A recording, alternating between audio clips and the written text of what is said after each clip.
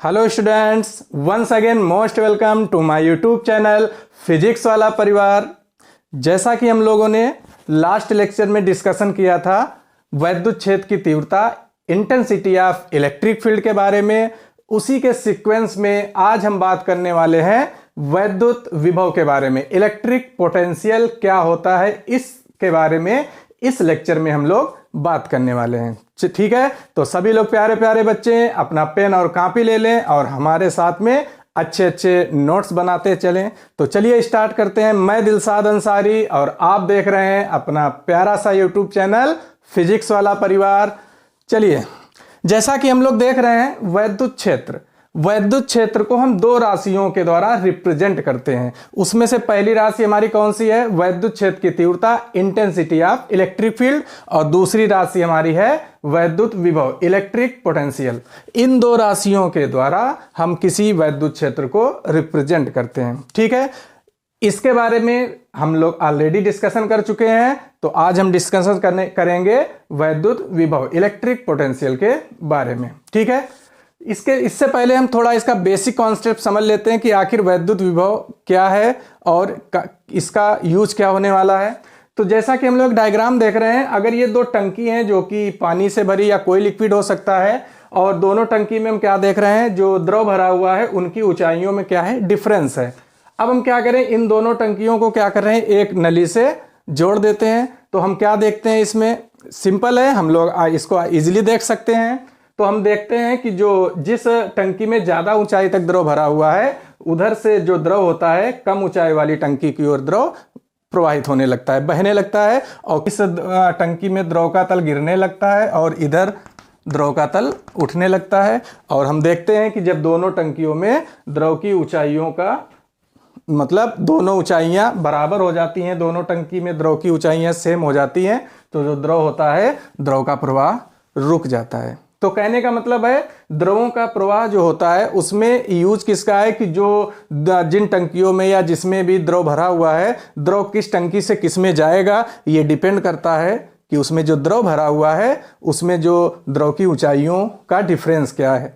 ठीक है, तो कहने का मतलब है जो द्रव का प्रवाह होगा, द्रव का प्रवाह किस डायरेक्शन में होगा ये डिपेंड करता है द्रव की ऊंचाइयों का अंतर।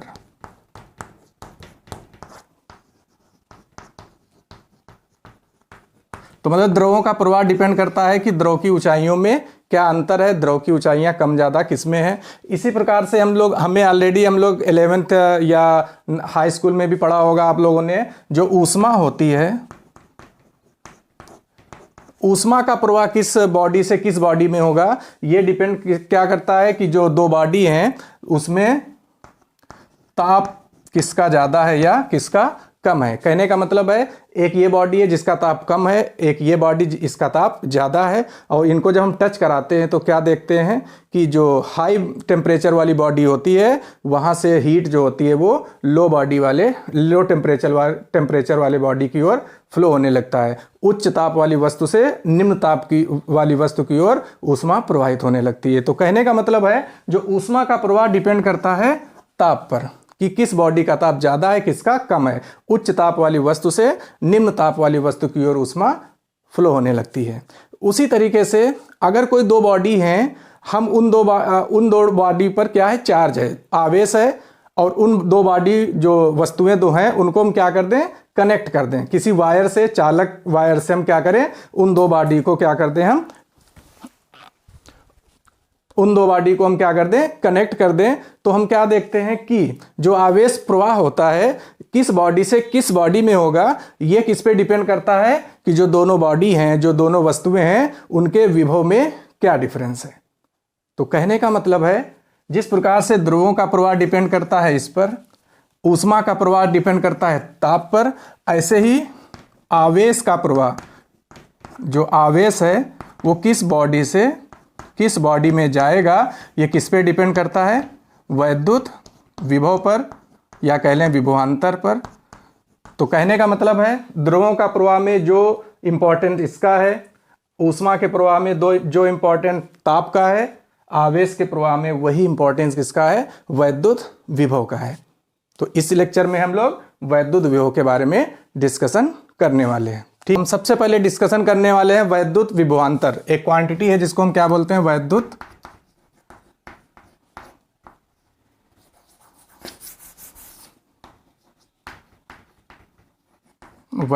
विभवांतर। इंग्लिश में इसको कहते हैं electric potential difference. Electric potential difference. ठीक है, तो देखते हैं, मान एक ये वैद्युत क्षेत्र है जो कि कैसा है, एक समान वैद्युत क्षेत्र है ई वेक्टर। इस एक समान वैद्युत क्षेत्र में कोई दो बिंदु हैं ए और ये वाला, सॉरी इसको बी ले लेते हैं, एक बिंदु बी है और ये वाला ए है। इसमें हम क्या करें, एक धन परीक्षण आवेश Q0 जिसके बारे में ऑलरेडी हमें पता है, ये पहली बात पॉजिटिव चार्ज होता है और परीक्षण करने के लिए केवल ये लाया जाता है, और ये इतना छोटा आवेश होता है कि ये दूसरे आवेशों पर कोई धक्का मुक्की नहीं करता है, मतलब दूसरे आवेशों पर कोई बल भी नहीं लगाता है। ठीक है, तो एक धन परीक्षण आवेश को हम ला रहे हैं, Q0 को कहाँ से कहाँ ला रहे हैं, ए से बी। तो Q0 धन परीक्षण आवेश है, वैद्युत क्षेत्र भी उस तरफ है, तो इस पॉजिटिव चार्ज पर वैद्युत बल किधर लगता है, वैद्युत क्षेत्र की दिशा में। कहने का मतलब इस पर बल किधर लगेगा, उस तरफ, जबकि हम ला किधर रहे हैं, ए से बी। कहने का मतलब है जो इस धनावेश पर, धन परीक्षण आवेश पर जो वैद्युत बल लगेगा उसके अपोजिट हम इसको ला रहे हैं ए से बी, जिस कारण क्या होगा, इस पर कार्य करना पड़ेगा, वो भी कैसा, एक्सटर्नल एजेंट के द्वारा, बाह्य स्रोत द्वारा कार्य करना पड़ेगा। तो ए से बी लाने में मान लिया कितना वैद्युत बल के विरुद्ध कितना कार्य करना पड़ रहा है, W। तो हम कैसे लिखेंगे, हम कहाँ ला रहे हैं आवेश को, B पर। तो पहले हम किसका विभव लिखते हैं, B का, बाद वाले का पहले लिखते हैं, माइनस कहाँ से लाए हैं, A, बराबर होता है W work done by external agent, मतलब बाह्य स्रोत द्वारा कितना कार्य करना पड़ा, अपान में चार्ज कौन सा है हमारा, Q0। तो ये जो हमारा VB माइनस VA, इसी को हम बोलते हैं विभवांतर। जो दो बिंदु हमने लिए हैं A और B, इन दो बिंदुओं के बीच विभवांतर कितना है, VB माइनस VA।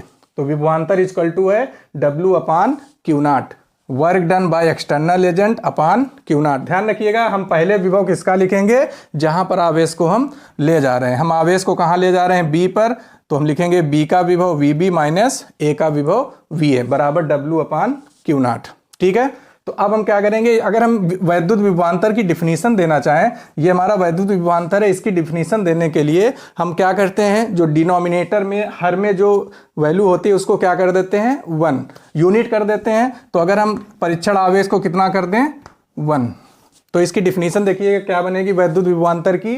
तो हम बोलेंगे एकांक धन परीक्षण आवेश को, जब इसको हम एक कर देंगे तो हमारा बनेगा VB minus VA equal to W external, बाह्य स्रोत द्वारा किया गया कार्य, ये 1 हो जाएगा। तो डिफिनीशन बनेगी, पहली बात आवेश को हम कहाँ से किस में ला रहे हैं, वैद्युत क्षेत्र में। कहीं से कहीं भी ले जाएंगे, कहाँ ले जाएंगे, वहां पर क्या मौजूद होगा, वैद्युत क्षेत्र। तो बोलेंगे वैद्युत क्षेत्र में एकांक धन परीक्षण आवेश को एक बिंदु से दूसरे बिंदु तक लाने में, एक बिंदु से दूसरे बिंदु तक लाने में वैद्युत बल के विरुद्ध, क्योंकि वैद्युत बल किस तरफ लग रहा था, दाईं तरफ, और हम ला रहे हैं इस तरफ, तो वैद्युत बल के विरुद्ध कार्य करना पड़ेगा। वैद्युत बल के विरुद्ध जो कार्य करना पड़ता है, जो कार्य करना पड़ता है, उसे ही उन दो बिंदुओं के बीच वैद्युत विभवांतर कहते हैं, उसे ही हम उन दो बिंदुओं के बीच वैद्युत विभवांतर कहते हैं।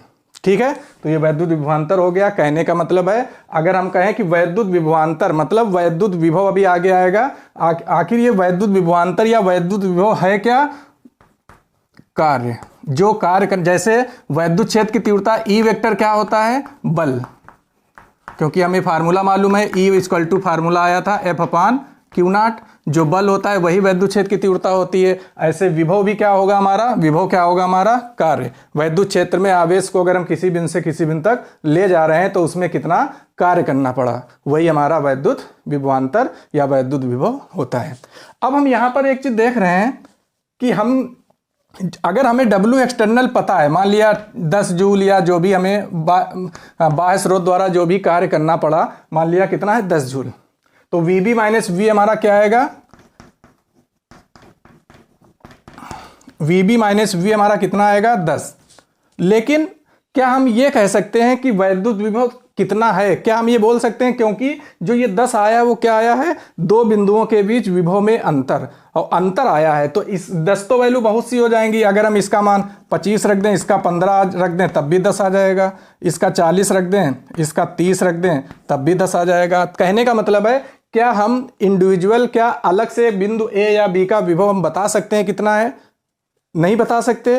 तो इसके लिए हमें क्या करना पड़ेगा, अगर हम बाद एक इनमें से किसी भी एक वैल्यू को क्या कर दें, जीरो, अगर इन दोनों में से किसी भी वैल्यू को हम जीरो कर दें तो एक वैल्यू हट जाने से दूसरे का विभव निकल आएगा। तो हम क्या करेंगे, इसमें से एक वैल्यू जीरो करेंगे। जीरो का मतलब हम आवेश को कहां से लाएंगे, अनंत से, क्योंकि अनंत पर जो विभव होता है जीरो मानते हैं उसको। अनंत पर, अनंत मतलब वैद्युत क्षेत्र के बाहर, वैद्युत क्षेत्र के बाहर विभव को शून्य मानते हैं। तो इसीलिए हम अगर हमें किसी बिंदु पर विभव निकालना हो, ये हमने अभी क्या निकाला है, विभवांतर, लेकिन अगर हमें विभव निकालना हो तो हम क्या करना पड़ेगा, हमें आवेश को अनंत से लाना पड़ेगा, क्योंकि अनंत पर विभव शून्य होता है। एक वैल्यू शून्य हो जाने से दूसरे की वैल्यू इजीली हम निकाल सकते हैं, वही हमारा वैद्युत विभव होगा। तो ठीक है, अब हम बात करेंगे वैद्युत विभव के बारे में। ठीक, वैद्युत विभव इलेक्ट्रिक पोटेंशियल।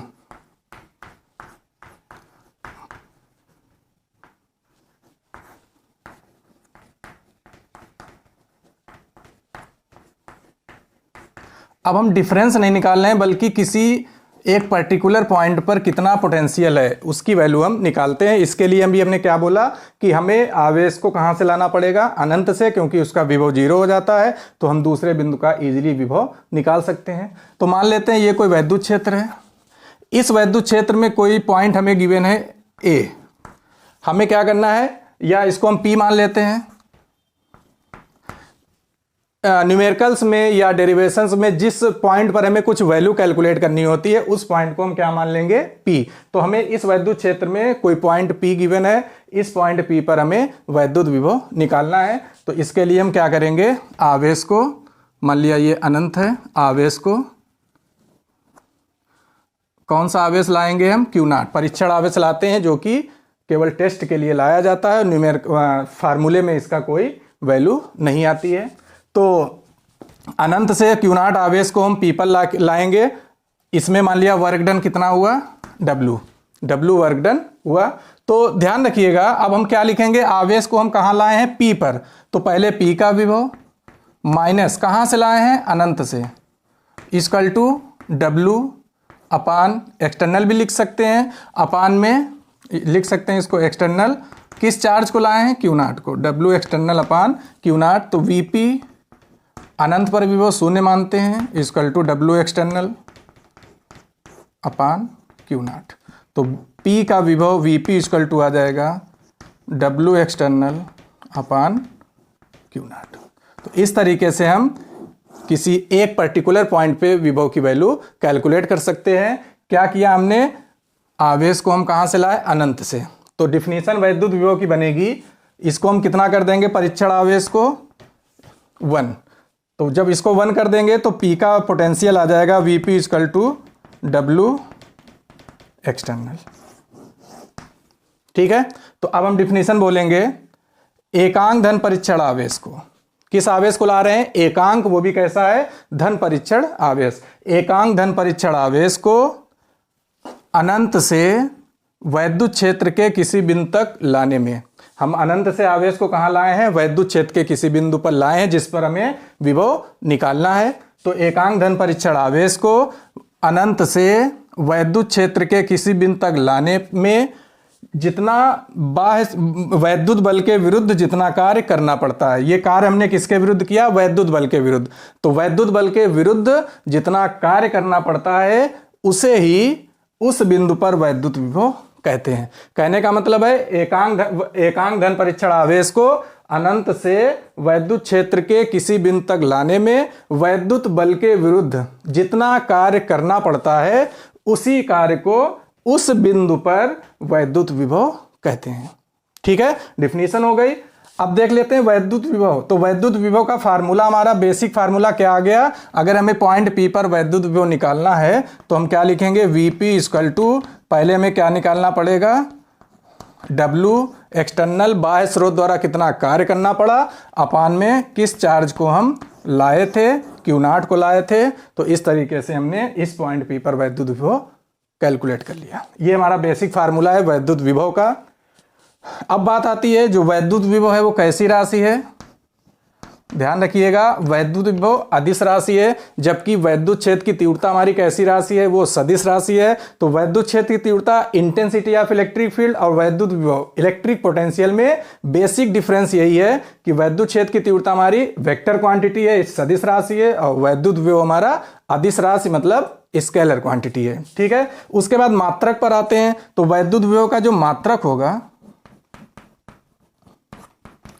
मात्रक हो जाएगा W, कार्य का मात्रक जूल, अपान आवेश का मात्रक कूलाम, जूल पर कूलाम। जूल को हम J से डिनोट कर देंगे और कूलाम को C से डिनोट कर देंगे। या वैद्युत विभव का एक और जो बिल्कुल स्पेशली इसी का यूनिट है उसको हम बोलते हैं वोल्ट।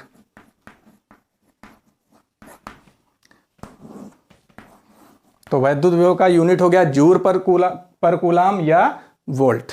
ठीक है, इसका एक और CGS में मात्रक जो हमारा बनता है स्टैट कूलाम। ये MKS पद्धति में, MKS सिस्टम में इसकी यूनिट है जूल पर कूलाम या वोल्ट। CGS सिस्टम में इसकी एक यूनिट होती है स्टैट कूलाम, और एक स्टैट कूलाम इक्वल टू होता है 300 वोल्ट। CGS में स्टैट कूलाम, एक स्टैट कूलाम इक्वल टू 300 वोल्ट। ठीक है, तो ध्यान रखिएगा वैद्युत विभव हमारी अदिश राशि है। अदिश राशि जब होती है तो हमें क्या करना होता है? जो अभी हमने एक फार्मूला जो लिखा था वैद्युत विभवांतर का, अभी हमने लिखा था VB minus VA equal to क्या लिखा था? W external upon Q0। हम इसमें क्या देख रहे हैं? सभी जो भी राशियां हैं इसमें सब हमारी अदिश राशियां हैं, चाहे विभव हो, चाहे कार्य हो, चाहे आवेश हो, सभी राशियां हमारी अदिश राशियां हैं। तो इसमें एक चीज आप ध्यान रखिएगा, जो भी वैल्यू हम रखेंगे वो चिन्ह के साथ रखना होता है, चिन्ह के साथ, विद साइन, चिन्ह के साथ रखना है हमें। समझ रहे हैं ना? साइन का मतलब क्या है? अगर आवेश, मान लिया अभी तो धन परीक्षण आवेश Q0 था, ये तो पॉजिटिव है, लेकिन न्यूमेरिकल में अगर कोई चार्ज दिया होगा, मान लिया यहाँ Q0 ना देकर -Q दिया हुआ है चार्ज, क्या दिया हुआ है? -Q, तो हम क्या रखेंगे? आवेश की जगह पर क्या रखेंगे? -Q ही रखेंगे, ना कि उसका मैग्नीट्यूड। ध्यान रखिएगा, चिन्ह के साथ हमें वैल्यू इस फार्मूले में रखनी है। कार्य की बात आती है, कार्य भी हमें चिन्ह के साथ रखना है, और विभव तो अदिश राशि है, तो कार्य का चिन्ह से क्या मतलब है? ध्यान रखिएगा, अगर न्यूमेरिकल में अगर कहे कि बाह्य स्रोत द्वारा कार्य किया जाता है तो उस कार्य को हम क्या लेंगे? पॉजिटिव। और अगर कह दे कि अगर हम किसी आवेश को एक बिंदु से दूसरे बिंदु तक ले गए, उसमें वैद्युत क्षेत्र स्वयं कार्य कर रहा है, अगर वैद्युत क्षेत्र ही स्वयं कार्य करेगा, मतलब अगर कार्य किसके द्वारा हो? वैद्युत क्षेत्र के द्वारा, इलेक्ट्रिक फील्ड वैद्युत क्षेत्र के द्वारा अगर कार्य किया जाए तो वैल्यू हम कैसे रखेंगे? निगेटिव। इस चीज को आप ध्यान रखिएगा, साइन के साथ हमें सभी वैल्यू इस फार्मूले में पुटअप करनी है। ठीक है, जबकि वैद्युत क्षेत्र की तीव्रता जो फार्मूला हमारा क्या था? Basic formula E equal to F vector upon Q0। इसमें हमें क्या करना होता है? इसमें हमें चार्ज जो होता है, या एक और फार्मूला हमारा था जो किसी बिंदु आवेश के कारण 1/4 pi epsilon not Q upon R²। उसमें हम क्या करते हैं? चिन्ह नहीं रखना होता है, उसमें हम केवल आवेश का मैग्नीट्यूड रख देते हैं। अगर पॉजिटिव वैल्यू है तो पॉजिटिव रखेंगे, अगर मान लिया हमें चार्ज दिया हुआ है -Q, इसकी बात कर रहे हैं वैद्युत क्षेत्र की तीव्रता के बारे में, तो -Q का अगर हम मैग्नीट्यूड परिमाण कहें तो कितना होगा? Q। तो हम इस फार्मूले में माइनस क्यू ना रखकर क्या रखते हैं, उसका परिमाण क्यू, जबकि वैद्युत विभव में हमें चिन्ह के साथ वैल्यू रखनी है। इस चीज़ को ध्यान रखिएगा, अगर माइनस क्यू चार्ज दिया है तो हम माइनस क्यू चार्ज ही रखेंगे। ठीक है, तो इस तरीके से हमने वैद्युत विभव के बारे में जान लिया। तो इसमें हमने एक चीज़ जानी क्या, कि अगर हमें किसी बिंदु पर वैद्युत विभव निकालना है तो हमें क्या करना पड़ता है, आवेश को कहाँ से लाना पड़ता है, अनंत से लाना पड़ता है, और उस आवेश को अनंत से उस बिंदु तक लाने में जो कार्य करना पड़ता है, जो कार्य किया गया है, वही कार्य उस बिंदु का विभव होता है। तो अगर हमें किसी बिंदु पर विभव निकालना है तो आवेश को अनंत से लाएंगे, उसमें हम टोटल कार्य निकालेंगे, और टोटल कार्य ही जो हमारा होता है वो उस बिंदु पर विभव होता है। तो अब हम बात करेंगे किसी बिंदु आवेश के कारण वैद्युत विभव। अगर कोई बिंदु आवेश है, जैसे किसी बिंदु आवेश के कारण वैद्युत क्षेत्र की तीव्रता आई थी, formula 1/4πε0 Q/r²। In the same way अगर कोई बिंदु आवेश है, उससे स्मॉल r डिस्टेंस पर कोई पॉइंट P है, तो इस पॉइंट P पर इस आवेश के कारण कितना वैद्युत विभव होगा, इसका हम डेरिवेशन करने वाले हैं। ठीक, तो अब हम हेडिंग लगाते हैं, किसी बिंदु आवेश के कारण वैद्युत विभव। Electric potential due to a point charge. Diagram बना हुआ है, एक कोई बिंदु आवेश Q है कि कहाँ पे रखा हुआ है, बिंदु A पर। इस बिंदु आवेश से स्मॉल r डिस्टेंस पर कोई पॉइंट P है, इस आवेश के कारण पॉइंट P पर हमें वैद्युत विभव निकालना है। ठीक है, तो लैंग्वेज क्या रहेगी, माना कोई बिंदु आवेश बिंदु A पर स्थित है, आवेश से स्मॉल r डिस्टेंस पर कोई बिंदु P है जिस पर हमें वैद्युत विभव ज्ञात करना है। ठीक है, अब इसके लिए हमें क्या करना पड़ेगा, अभी हमने आपको बताया था किसी बिंदु पर अगर हमें वैद्युत विभव निकालना है तो हम क्या करते हैं, परीक्षण आवेश को कहाँ से कहाँ ले जाते हैं, अनंत से। अगर हमें P पर निकालना है तो हम आवेश को कहाँ ले जाएंगे, अनंत से P तक लाते हैं। और जब आवेश को अनंत से P तक लाते हैं, इसमें हम क्या निकालते हैं, कितना कार्य करना पड़ा। तो इसमें हमारा बेसिक जो एम है वो क्या है हमारा, कि आवेश Q0 को अनंत से P तक लाएंगे और उसमें हम क्या निकालेंगे, टोटल वर्क डन, मतलब कितना टोटल कार्य हमें करना पड़ा। ठीक है, तो लेकिन अभी हम क्या करेंगे, इसके हम जस्ट अपोजिट चलेंगे। अपोजिट का मतलब है हम आवेश को अनंत से P तक लाना है, लेकिन अगर हम वही धन परीक्षण आवेश को कहाँ रख दें, P पर। धन परीक्षण आवेश मतलब पॉजिटिव है, जब इसको लाकर यहाँ रखेंगे, ये भी पॉजिटिव है, तो ये धनावेश इस पर क्या लगाएगा, वैद्युत बल लगाएगा, प्रतिकर्षण बल लगाएगा, जिस कारण ये क्या होगा, P से अनंत तक चला जाएगा, खुद ही चला जाएगा, क्योंकि ये आवेश इसको धक्का देगा, मतलब प्रतिकर्षित करेगा। तो हम क्या करेंगे, हम इसके जस्ट अपोजिट चल रहे हैं, अनंत से P तक ना चलकर हम चलेंगे P से धीरे धीरे अनंत। कहने का मतलब इस Q0 को यहाँ रखेंगे, पहले क्या करेंगे, इस आवेश ने इस पर कितना बल लगाया, फिर हम क्या करेंगे, इसी Q0 को हम क्या कर रहे हैं, देख रहे हैं, छोटी छोटी दूरियों के द्वारा अनंत तक जाते हुए देख रहे हैं। छोटी छोटी दूरियों के द्वारा मतलब हम आवेश को P से A देख रहे हैं, छोटी सी दूरी, A की दूरी कितनी है, R1, फिर A से कहाँ आवेश जा रहा है, B से कहाँ जा रहा है, C, ऐसे ही कहाँ तक आवेश जाएगा, Q0 को। तो हम लैंग्वेज में ये भी बोल सकते हैं, इसके लिए हम धन परीक्षण आवेश को P से धीरे छोटी छोटी दूरियों के द्वारा अनंत तक जाते देख रहे हैं, इसी में हम क्या करेंगे, टोटल कार्य निकालेंगे। तो हम Q0 को कहाँ रखेंगे, पहले पॉइंट P पर। अब बात आती है कि जब ये आवेश इस पर बल लगाएगा, कौन सा बल लगाएगा, वैद्युत बल, क्योंकि कूलाम के नियम से बल लगेगा, और कूलाम के नियम से जो बल लगता है उसको हम क्या बोलते हैं, वैद्युत बल बोलते हैं। और वैद्युत बल एक कैसा बल है, संरक्षी बल है। अब ये बात आती है संरक्षी बल क्या होता है, 11th क्लास में वर्क एनर्जी पावर में एक फोर्स होता है कंजर्वेटिव फोर्स और एक होता है नॉन कंजर्वेटिव फोर्स। संरक्षी बल क्या होता है, इस बल द्वारा जो कार्य होता है वो जितना कार्य A से B तक जाने में लगता है, जस्ट उसके अपोजिट अगर B से A तक लाते हैं तो उतना ही कार्य करना पड़ता है। तो इसके बारे में आप लोग जानते भी होंगे। कहने का मतलब है जो वैद्युत बल हमारा संरक्षी बल कंजर्वेटिव फोर्स है, P से अनंत तक जाने में वैद्युत बल जितना कार्य करेगा, इसके जस्ट अपोजिट अगर हम आवेश को अनंत से P तक लाएं तो इतना ही कार्य हमें करना पड़ेगा। इसी को हम बोलते हैं कंजर्वेटिव फोर्स, इसके द्वारा जो बल है। तो इस Q0 को हम कहाँ पे रखते हैं, P पर। जब हम P पर रखेंगे तो इस पर क्या लग जाएगा, कूलाम के नियम से बल लगेगा। ठीक है, तो हम बात करते हैं बिंदु P पर।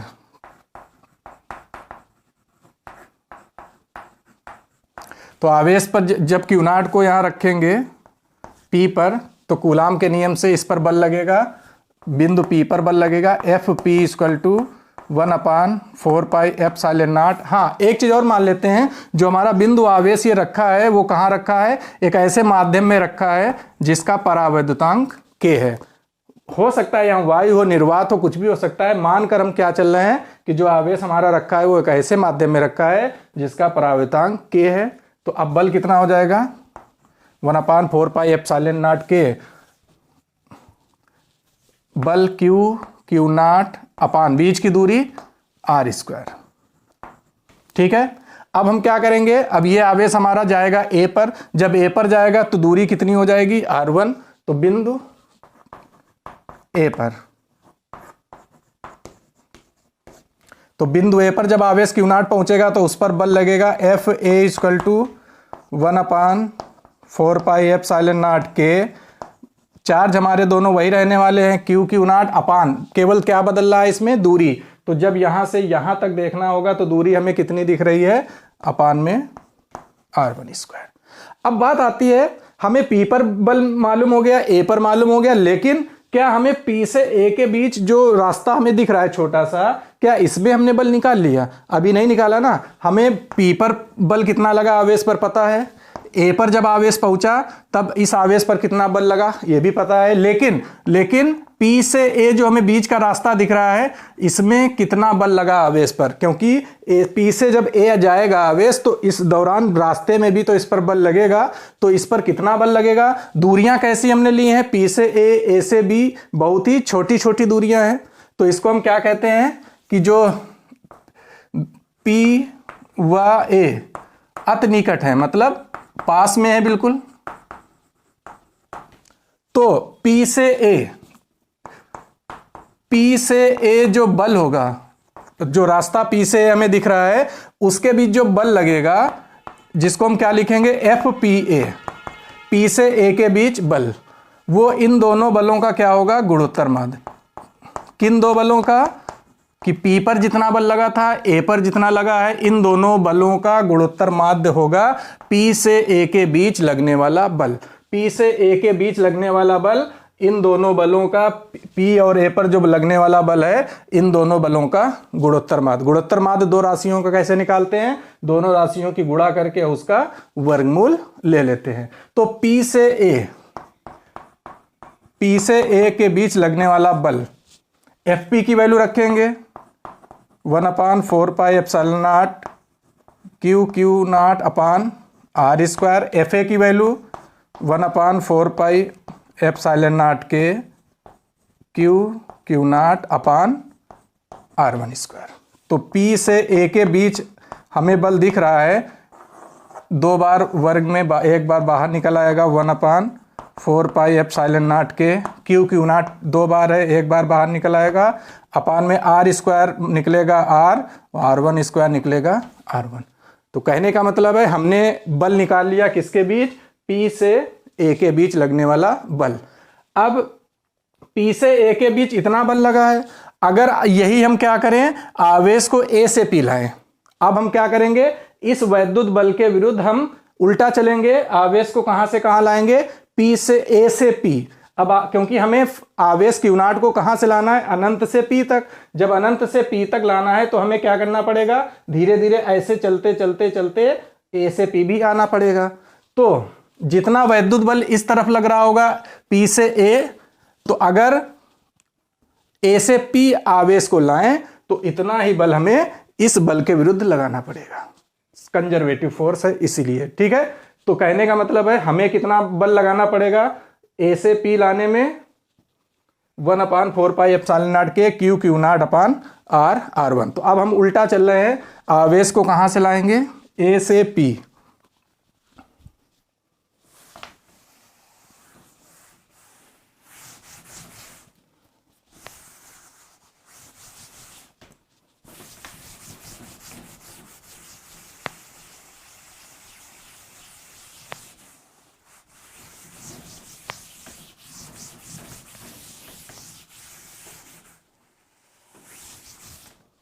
तो लिखेंगे क्यू नॉट को ए से पी तक लाने में कार्य। तो ए से पी लाने में कार्य बराबर होता है बल ए से पी इंटू विस्थापन। कौन सा विस्थापन? बल की दिशा में विस्थापन। फार्मूला आपको मालूम है, कार्य बराबर होता है बल गुणे विस्थापन। तो हमें कहां से कहां कार्य निकालना है? ए से पी आवेश को लाने में कार्य। तो ए से पी आवेश को लाने में कार्य बराबर होगा ए से पी के बीच बल इंटू विस्थापन। कितना हमने विस्थापन किया, ठीक है। तो कार्य ए से P equal to W F A P. अभी हमने एफ पी ए निकाला था, पी से ए तक जो आवेश गया था उसमें कितना बल लगा था अभी हमने लिखा था। उसका अगर हम आवेश के उल्टा चल रहे हैं, मतलब आवेश को ए से पी ला रहे हैं, तो इतना ही बल हमें लगाना पड़ेगा। तो कहने का मतलब है जो अभी हमने निकाला था एफ पी ए, उतना ही बल हमें लगाना पड़ेगा ए से पी तक आवेश को लाने में।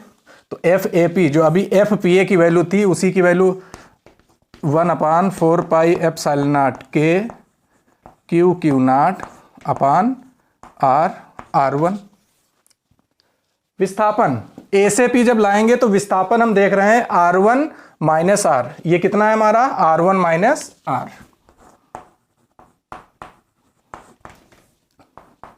तो डब्ल्यू ए पी ए से पी तक लाने में कार्य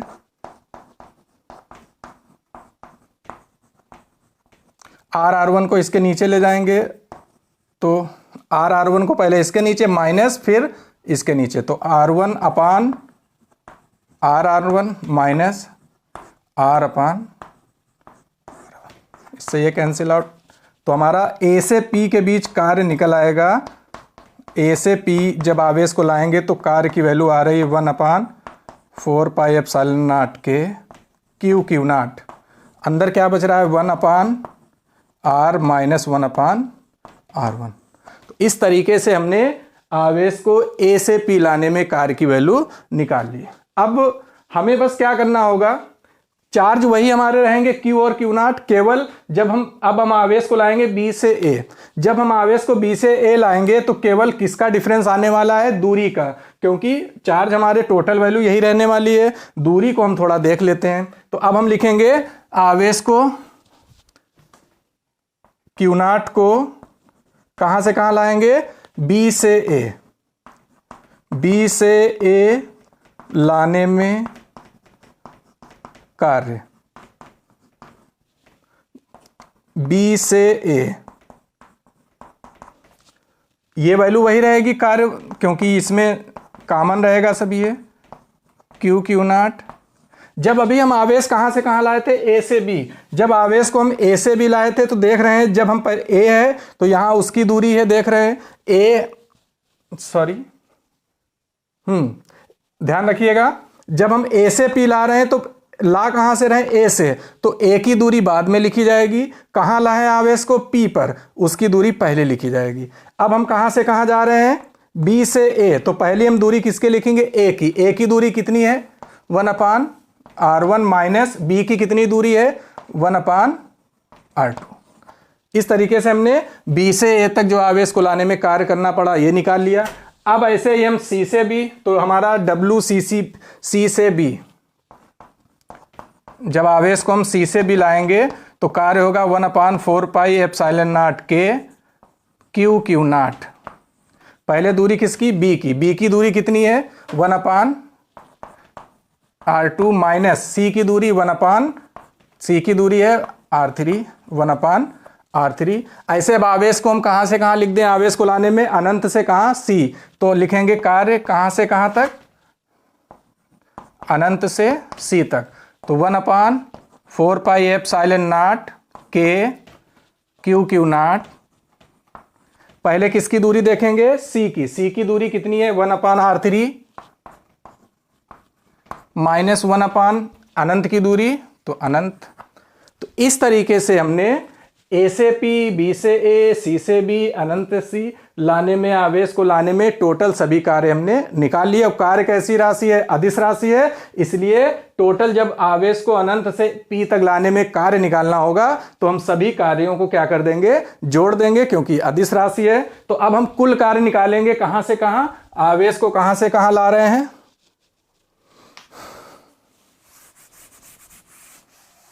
अनंत से कहां ला रहे हैं हम? पी पर। तो अनंत से पी तक लाने में कुल कार्य, सभी कार्यों को क्या करेंगे? जोड़ना है। कार्य अदिश राशि है, जोड़ने में कोई दिक्कत नहीं आने वाली।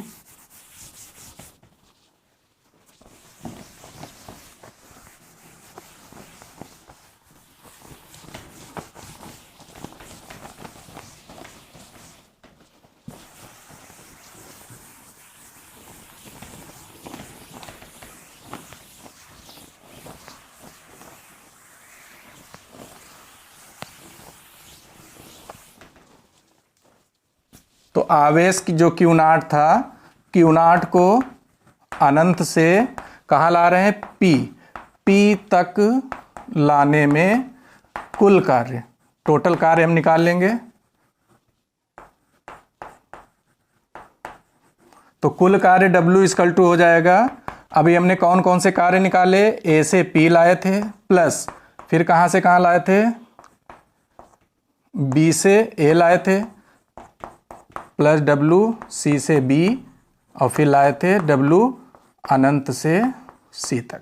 सभी कार्यों को हम क्या कर देंगे? जोड़ेंगे। तो W इक्वल टू, अब एक चीज आप देख रहे हैं, जो आप सभी कार्य अभी आप जब नोट्स बना रहे हैं उसमें जो सभी कार्यों में हम देख रहे हैं, हमें एक वैल्यू कॉमन दिख रही है, 1/4πε0 के क्यू नॉट।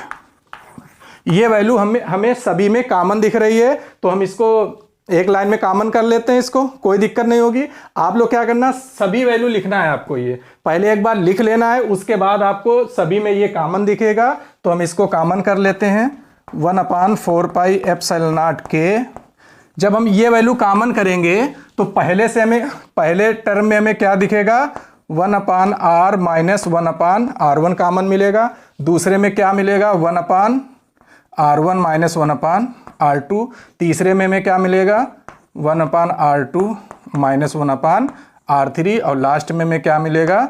1/r3 माइनस 1 अनंत। इस तरीके से हमने सभी की वैल्यू लिखी। लिखने के बाद हमने देखा ये, सॉरी, क्यू नॉट, ये वैल्यू सभी में कॉमन थी, कॉमन कर ली, पहले टर्म में, दूसरे में, तीसरे में, चौथे में, इस तरीके से सभी वैल्यू हमने लिख ली।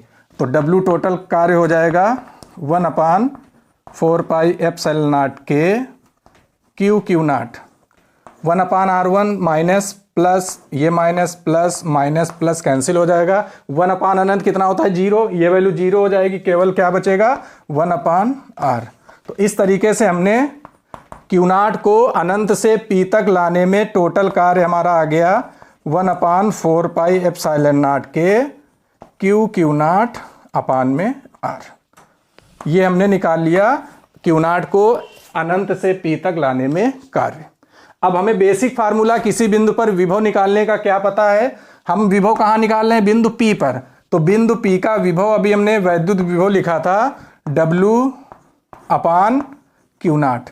कितना कार्य करना पड़ा बटा अपान में किस आवेश को लाए थे, क्यू नॉट को डिवाइड कर दिया, बेसिक फार्मूला वैद्युत विभव का। तो हमने कार्य निकाल लिया सभी, अनंत से P तक लाने में टोटल कार्य। तो VP, P पर विभव आ जाएगा W की वैल्यू 1/4πε0 के क्यू नॉट अपान R। ये वैल्यू W अपान में क्या गिवन है? Q not.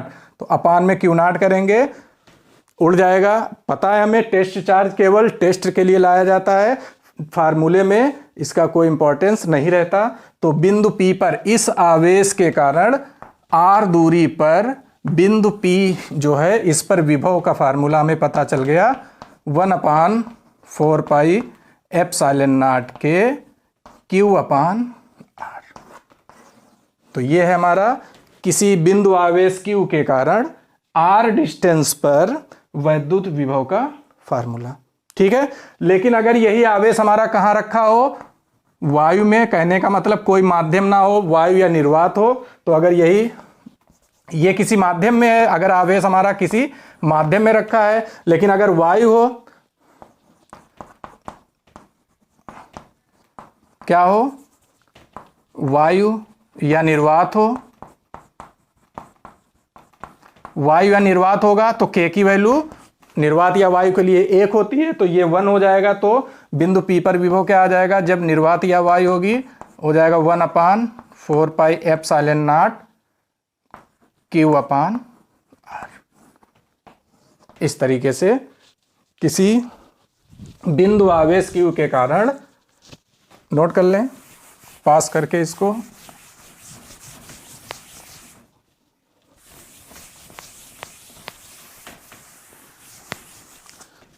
तो माध्यम जब होता है तब फार्मूला ये, और निर्वात या वायु होगी तो बिंदु P पर विभव क्या आ गया, 1/4 पाई एप्सिलॉन नॉट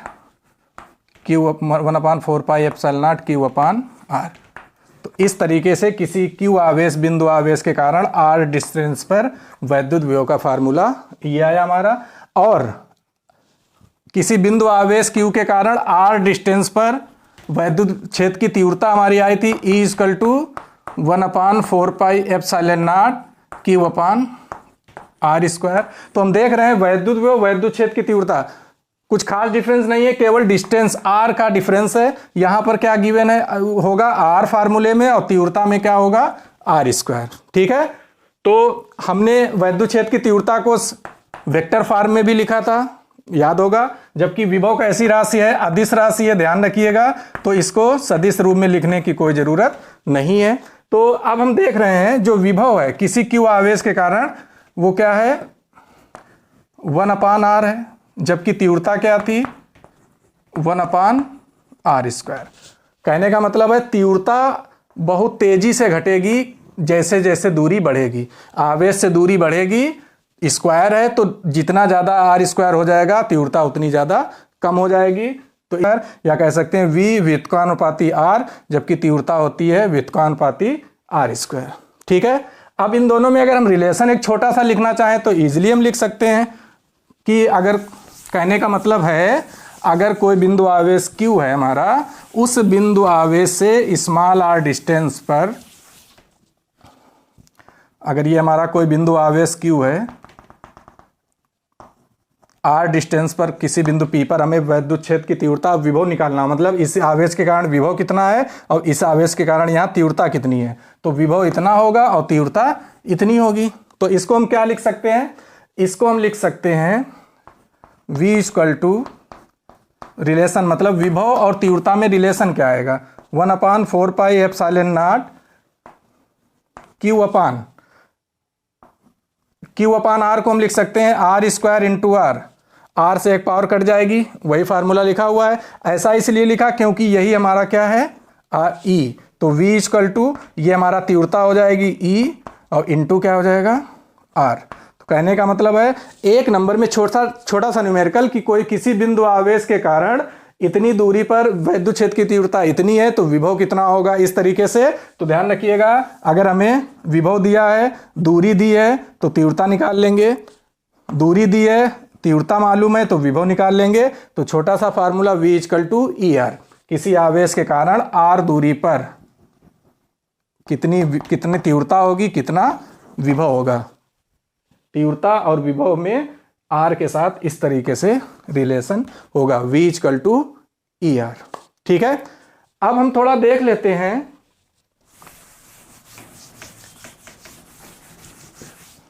अगर कई बिंदु आवेश अगर हमें दिए हो, कई बिंदु आवेशों के कारण, जैसा कि हमने पिछले उसमें वैद्युत क्षेत्र की तीव्रता में क्या लिखा था, अध्यारोपण का सिद्धांत। कहने का मतलब अगर कई बिंदु आवेश हैं और उन आवेशों के कारण किसी बिंदु P पर वैद्युत क्षेत्र की तीव्रता या विभव निकालना हो, तो हमने वैद्युत क्षेत्र की तीव्रता जब निकालनी थी उसमें हमने क्या बताया था, जितने भी आवेश होते हैं सभी आवेशों के कारण जो तीव्रताएं होती हैं उनका सदिश योग क्या करते हैं, वेक्टर समेशन, वेक्टर एडिशन करते हैं। जो सदिश योग होता है उस बिंदु पर वैद्युत क्षेत्र की तीव्रता होती है, उसमें लगता है अध्यारोपण का सिद्धांत। है ना। जबकि विभव कैसी राशि है, अदिश राशि है वैद्युत विभव। तो अदिश राशि में हमें कोई ज़्यादा रॉकेट साइंस नहीं लगानी है, सिंपली हमें क्या करना है, सभी आवेशों के कारण विभव को क्या कर देना है, हमें जोड़ देना है। कहने का मतलब है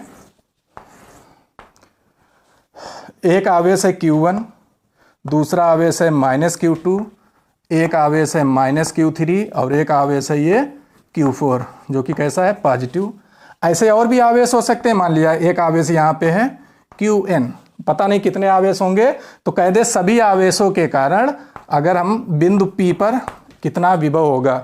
अभी हमने विभव का फार्मूला पढ़ा, किसी बिंदु आवेश के कारण 1/4 pi epsilon not Q/R। Common रहेगा सभी में, आवेश अपान दूरी, आवेश अपान दूरी। लेकिन अदिश राशि है तो आवेश हमें क्या लेना है, चिन्ह के साथ। अगर प्लस है तो प्लस रखेंगे और अगर माइनस चार्ज है तो माइनस रखना है। इस चीज को ध्यान रखिएगा। तो इस तरीके से अगर दूरियां हमें गिवन है, Q1 से कितनी दूरी है, R1, R2, R3, R4 और ये है Rn। तो अगर हम बिंदु P पर विभव निकालना चाहें सभी आवेशों के कारण, तो P पर विभव हो जाएगा पहले विभव आवेश के कारण विभव, दूसरे आवेश के कारण, तीसरे, सभी का क्या कर देना है, Vn। सभी आवेशों के कारण जो बिंदु P पर विभव होगा सभी को जोड़ देना है। तो Vp इक्वल टू, अब हम क्या देख रहे हैं, जब हम V1, V2, V3, V4 सब लिखेंगे तो उसमें हमें 1/4 पाई एप्सिलॉन नॉट सभी में कॉमन दिखेगा। क्लियर है। तो हम क्या कर लें, या एक बार लिख लेते हैं, V1 होगा 1/4 pi epsilon not Q1 upon distance कितनी है P की, R1, प्लस V2 इस आवेश के कारण 1/4 पाई एप्सिलॉन नॉट, आवेश क्या है हमारा, माइनस का, तो ध्यान रखिएगा -Q2 अपान दूरी R2, plus V3 1/4 pi epsilon not, charge क्या है -Q3 upon R3, plus 1/4 pi epsilon not, charge हमारा क्या है Q4, Q4 पॉजिटिव है, अपान में R4 डॉट डॉट डॉट, ऐसे ही इसके कारण इसका होगा 1/4 pi epsilon not Qn upon Rn। तो बिंदु P पर बहुत से आवेशों के कारण विभव हो जाएगा। कॉमन हमें क्या दिख रहा है, 1/4 पाई एप्सिलॉन नॉट, पहले से बचेगा Q1 अपान R1, दूसरे से बचेगा माइनस का Q2 अपान R2, तीसरे से बचेगा माइनस का Q3 अपान R3, चौथे से होगा प्लस का होगा अपान में R4 dot dot dot Qn अपान R। तो इस तरीके से हम कई बिंदु आवेशों के कारण बिंदु P पर विभव निकाल सकते हैं। ठीक है।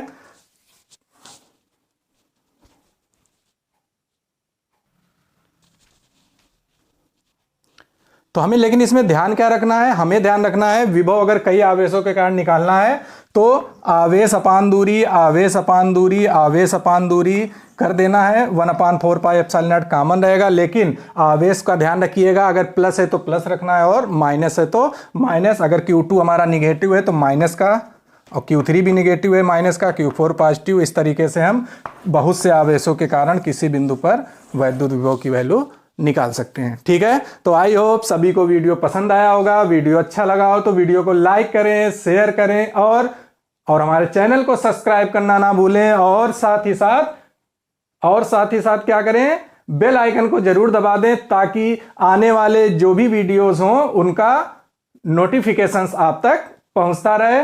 तो चलिए आपसे मुलाकात होती है अगले लेक्चर में, तब तक के लिए गुड बाय, टेक केयर।